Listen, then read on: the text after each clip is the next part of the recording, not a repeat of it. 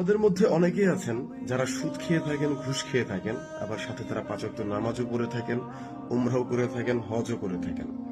আসলে সুদ ঘুষ খেয়ে নামাজ পড়ে উমরা করে কতটুকু ফায়দা হবে আপনার, যদি আপনার ইনকাম হারাম থাকে?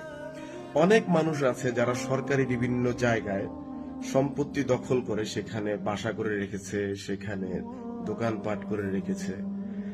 অনেক মানুষ আছে যারা তাদের বোনের সম্পত্তি ঠিক মতো বুঝিয়ে দিচ্ছে না, অনেক মানুষ আছে যারা তাদের ভাইদের সম্পত্তি ঠিক মতো বুঝিয়ে দিচ্ছে না।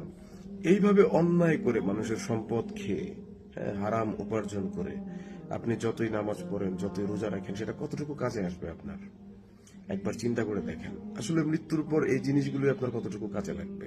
আপনি যদি এই মুহূর্তে মারা যান, যে জায়গাগুলো অন্যায়ভাবে দখল করেছেন সেটা কতটুকু আপনার কাজে আসবে? আপনার পৃথিবীতে বেঁচে থাকতে আসলে কতটুকু খাবার দরকার, কতটুকু টাকা দরকার? এর চাইতে অনেক বেশি টাকা, অনেক বেশি সম্পদ যেগুলো আপনি